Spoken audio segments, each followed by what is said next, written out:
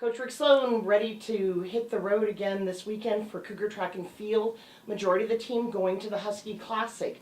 What does the Husky Classic offer in the way of competition level for the Cougars at this point in the indoor season? I think the main thing that it offers is more variety. There's a lot more schools there than we've had in our meets leading up to this point.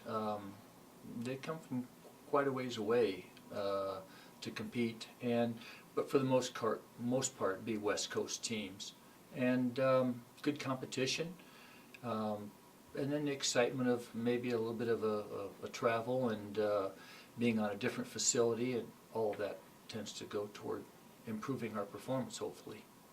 Do you find that that your student athletes like to perform against the conference opponents in this type of a meet? I think so. I think that not to belittle anyone's program, but when you see the same people over and over again, or you've got D2 schools or NAIA schools, or where the level of competition is lower, I would hope that we have people that respond to a more competitive environment and have that ability to go ahead and perform better themselves.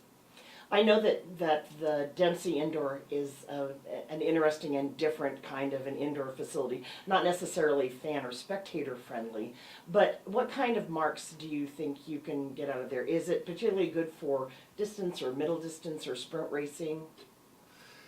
I think traditionally it's been very good for the distance races especially, and I think it has that reputation. But I've said for many years, if we bring the best distance runners together and run them on sand, they're still going to run fast because they're going to race each other. But the facility it's an oversized track, 307 meters, and you put competitive people in there and race them, they're going to run fast times. And so sometimes you don't get a realistic viewpoint. I've seen people whose fastest time for the year has come in an indoor race in Dempsey or down at Stanford from a distance standpoint. The rest of the meet, the runways are elevated, so maybe you get a little bit of bounce from that, but people usually like jumping on the elevated runways. And I think overall it's a big meet. It's going to last. We got events on Friday night, and then we're going to be there all day and into the evening on Saturday, and so it's a long trek.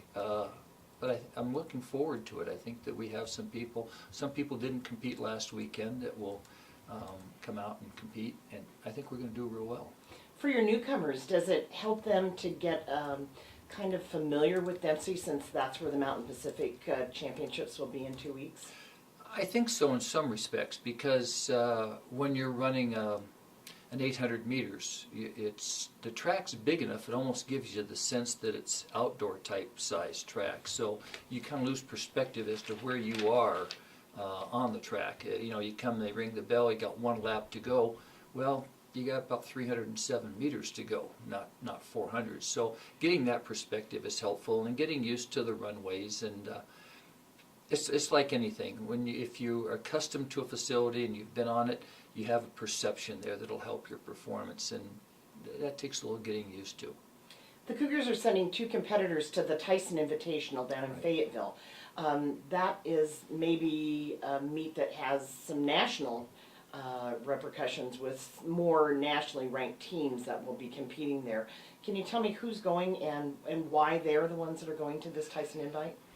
Stephen Scott Ellis will go, and I think he's going to long and triple. He'll triple for sure, and I think he's going to long jump as well. And then Sean Swartz will go, and he's going to high jump. And just those 2 people, and I think that those 2 have probably performed at the highest level for us. I think Stephen's mark is, I think last time I checked it was number 7 in the country in the triple jump, and he's I think maybe in the top 15 in the long jump as well. So I think that they are at a level. I've always been in favor of putting our athletes into competitive environments that will challenge them, and those guys might have been challenged in Seattle, but I think putting them in a bigger arena and a different atmosphere, I'm looking for them to perform up to an even higher level.